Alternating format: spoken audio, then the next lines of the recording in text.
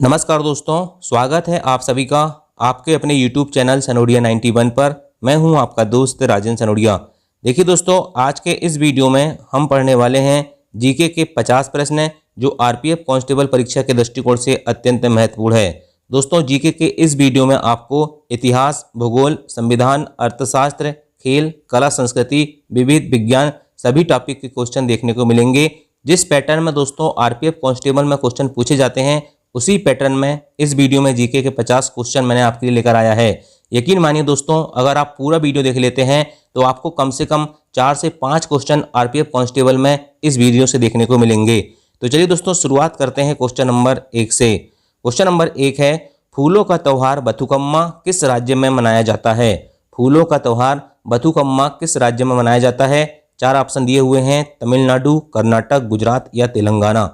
तो इस क्वेश्चन का सही आंसर हो जाएगा ऑप्शन नंबर डी, तेलंगाना। याद रखना, फूलों का त्यौहार जो बथुकम्मा है ना, ये तेलंगाना राज्य में मनाया जाता है। कहाँ पर मनाया जाता है? तेलंगाना राज्य में मनाया जाता है।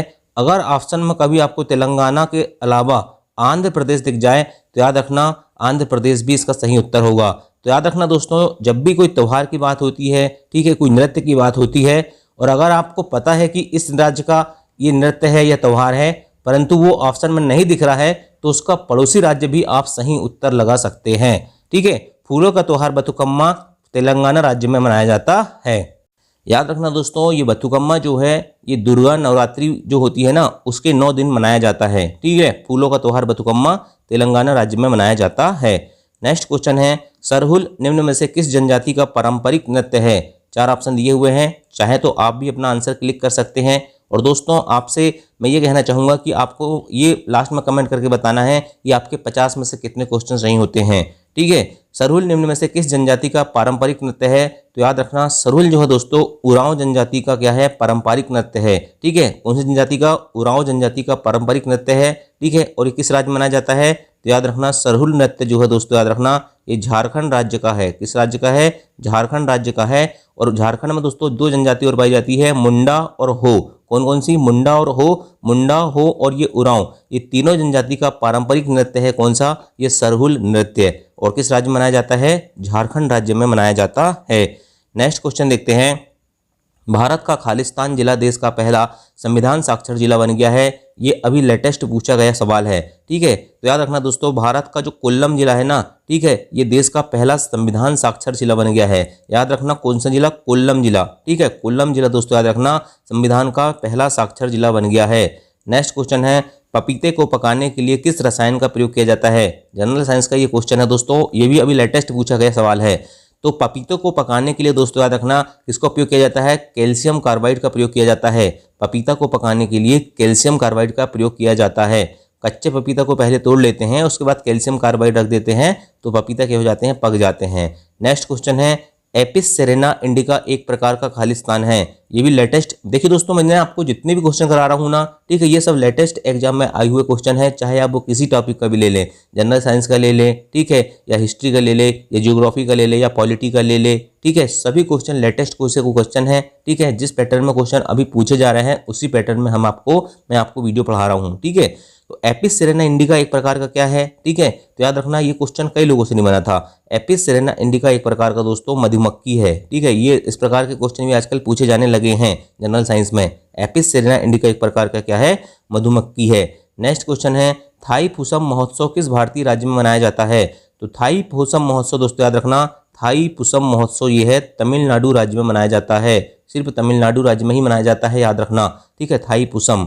नेक्स्ट क्वेश्चन है, खालिस्तान में सुल्तान इल्तुतमिश की बेटी रजिया सुल्तान बनी। आपको पता होगा भारत की प्रथम महिला शासक कौन थी? रजिया सुल्तान थी। कौन थी? रजिया सुल्तान थी। और ये कब बनती है? 1236 ईस्वी में। 1236 ईस्वी में दोस्तों याद रखना, जो इल्तुतमिश की बेटी रजिया सुल्तान थी ना, ये क्या बनी थी? सुल्तान बनी थी। और ये भारत की प्रथम महिला शासिका थी। ये बात आपको पहले से पता होगा।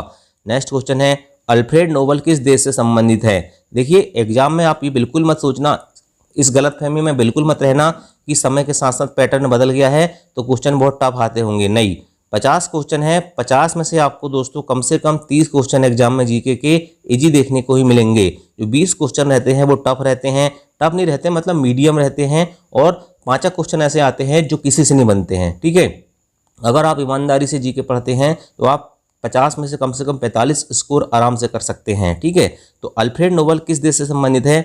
अल्फ्रेड नोबल दोस्तों याद रखना ये आपके स्वीडन देश से संबंधित है। किस देश से संबंधित है अल्फ्रेड नोबल? स्वीडन देश से संबंधित हैं। और इन्होंने 1867 में क्या किया था? 1867 में दोस्तों याद रखना डायनामाइट की खोज की थी। किसकी खोज की थी? डायनामाइट की खोज अल्फ्रेड नोबल ने किया था और ये स्वीडन देश से संबंधित है। नेक्स्ट क्वेश्चन है, एशियाई खेलों में स्वर्ण पदक जीतने वाली प्रथम भारतीय महिला कौन है या कौन थी? ठीक है, तो एशियाई खेलों में दोस्तों याद रखना स्वर्ण पदक जीतने वाली प्रथम भारतीय महिला कौन थी? कमलजीत सिंधु थी। ऑप्शन नंबर बी इसका सही उत्तर होगा। एशियाई खेलों में स्वर्ण पदक जीतने वाली प्रथम भारतीय महिला कमलजीत सिंधु थी। नेक्स्ट क्वेश्चन है, अंतारा किस देश की समाचार एजेंसी है? तो अंतारा दोस्तों याद रखना इंडोनेशिया की समाचार एजेंसी है। समाचार एजेंसी से भी बहुत क्वेश्चन पूछे जाते हैं, तो अंतारा दोस्तों याद रखना इंडोनेशिया की समाचार एजेंसी है। नेक्स्ट क्वेश्चन देखते हैं, क्वेश्चन नंबर 11, यामा किसकी रचना है? तो याद रखना दोस्तों यामा जो है महादेवी वर्मा की रचना है। किसकी रचना है? यामा महादेवी वर्मा की रचना है। नेक्स्ट क्वेश्चन है, भारतीय ओलंपिक परिषद की स्थापना कब की गई थी? तो भारतीय ओलंपिक परिषद की स्थापना दोस्तों याद रखना 1924 में की गई थी। कब की गई थी? 1924 में की गई थी। और इसके प्रथम अध्यक्ष कौन थे? जे टाटा थे। कौन थे इसके प्रथम अध्यक्ष? दोस्तों याद रखना जे टाटा। कौन थे? जे टाटा इसके प्रथम अध्यक्ष थे भारतीय ओलंपिक परिषद के। ठीक है, चलिए नेक्स्ट क्वेश्चन देखते हैं, क्वेश्चन नंबर 13, संयुक्त राष्ट्र संघ के अंतर्राष्ट्रीय न्यायालय का मुख्यालय कहाँ पर स्थित है? आपको ये पता होगा दोस्तों संयुक्त राष्ट्र संघ यानी कि यूएनए, यूनाइटेड नेशनल ऑर्गेनाइजेशन। ठीक है, इसका मुख्यालय कहाँ है? न्यूयॉर्क में है। लेकिन जो संयुक्त राष्ट्र संघ के जो 6 अंग है ना, ठीक है, उसमें से 5 अंग का तो संयुक्त राष्ट्र संघ के कहाँ पर है? न्यूयॉर्क में है। लेकिन अंतर्राष्ट्रीय न्यायालय का याद रखना कहाँ पर है? हैग, नीदरलैंड में है। ठीक है, ये इंपॉर्टेंट क्वेश्चन इसलिए हो जाता है क्योंकि ये थोड़ा डिफरेंट है। ठीक है, अंतर्राष्ट्रीय न्यायालय का मुख्यालय कहाँ पर है? हैग, नीदरलैंड में स्थित है। नेक्स्ट क्वेश्चन है, भारतीय संविधान के किस अनुच्छेद में ग्राम पंचायत के गठन की बात की गई है? तो भारतीय संविधान के अनुच्छेद 40 में, तो इसमें अनुच्छेद 40 में दोस्तों याद रखना ग्राम पंचायत के गठन की बात की गई है।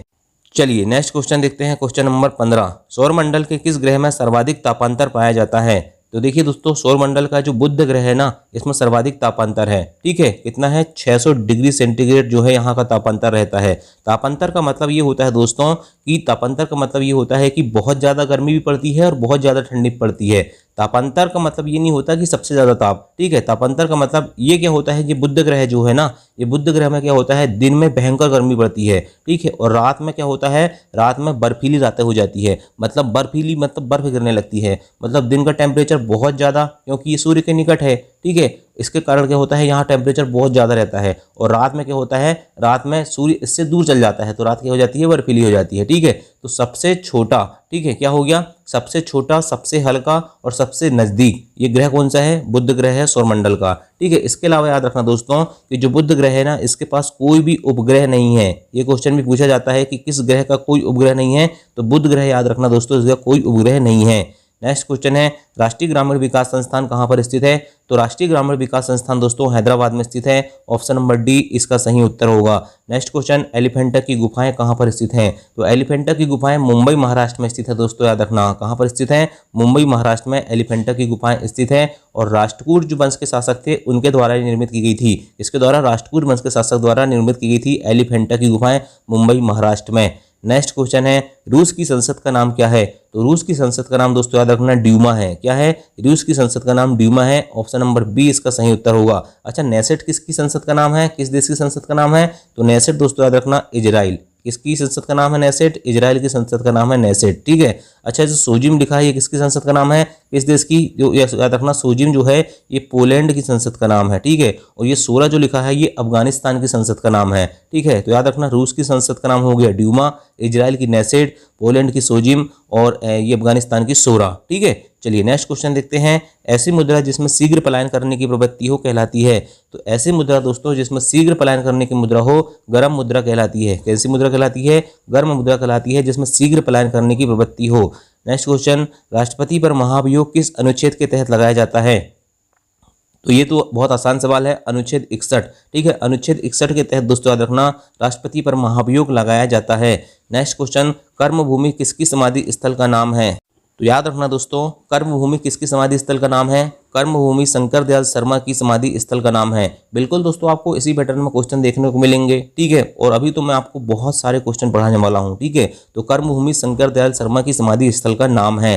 नेक्स्ट क्वेश्चन, केंद्रीय औद्योगिक सुरक्षा बल की स्थापना कब की गई थी? तो केंद्रीय औद्योगिक सुरक्षा बल मतलब दोस्तों CISF, क्या होता है? CISF होता है, ठीक है, केंद्रीय औद्योगिक सुरक्षा बल, ठीक है, सेंट्रल इंडस्ट्रियल सिक्योरिटी फोर्स इसका फुल फॉर्म होता है। और इसकी स्थापना होती है 1969 में, 1969 में। इसका हेडक्वार्टर न्यू दिल्ली यानी कि नई दिल्ली में स्थित है, ठीक है, 1969 इसका सही उत्तर होगा option number A. Next question है, पंजाब केसरी के नाम से किसे जाना जाता है?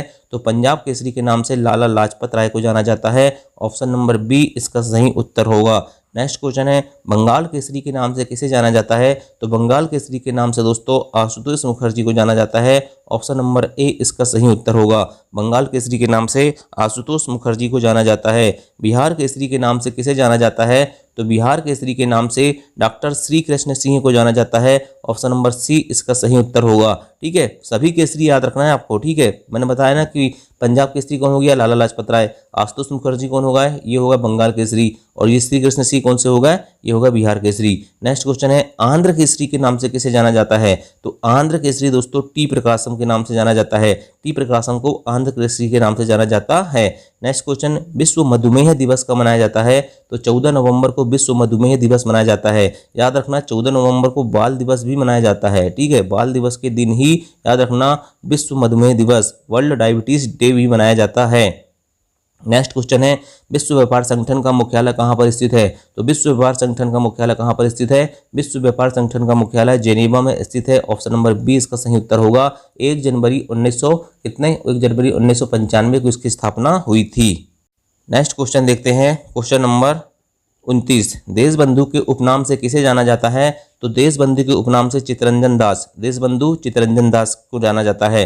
नेक्स्ट क्वेश्चन है, दीनबंधु। देखिए देशबंधु चित्तरंजन दास थे और दीनबंधु जो थे CF एंड्रूज थे। कौन थे? CF एंड्रूज को दीनबंधु के नाम से जाना जाता है।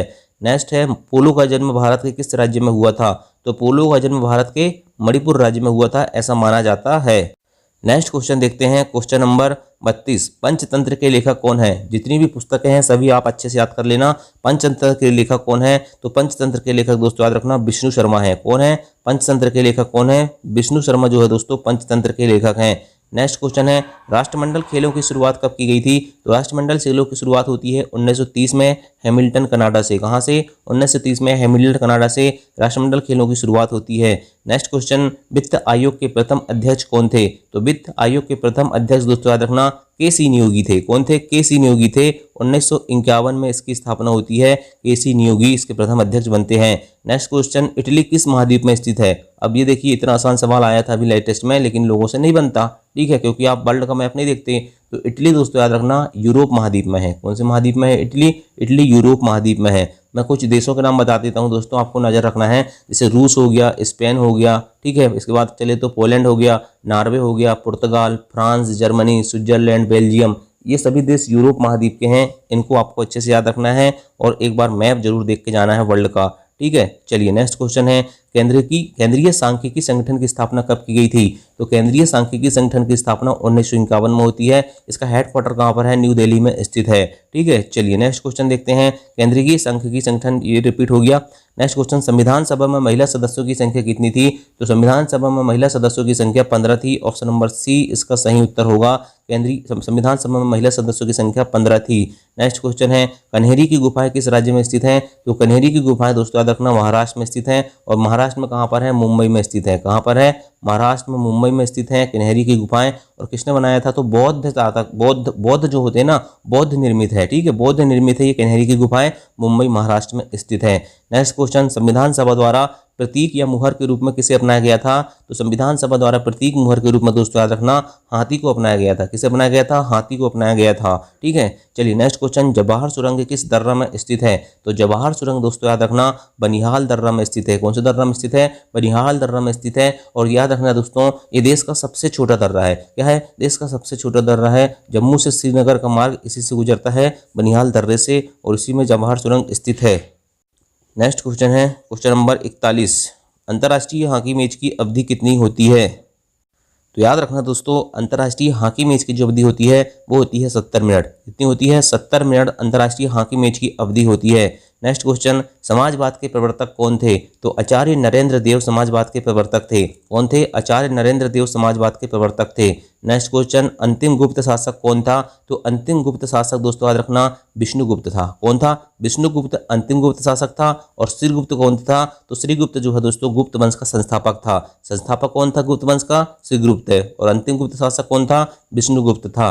नेक्स्ट क्वेश्चन है, बीसीसीआई की स्थापना कब हुई थी? तो बीसीसीआई की स्थापना 1928 में हुई थी। कहां पर हुई थी भाई साहब? मुंबई महाराष्ट्र में हुई थी। कहां पर हुई थी भाई साहब? मुंबई महाराष्ट्र में बीसीसीआई की स्थापना हुई थी। नेक्स्ट क्वेश्चन, विक्रमशिला विश्वविद्यालय की स्थापना किसने की थी? तो विक्रमशिला विश्वविद्यालय की स्थापना धर्मपाल ने की थी।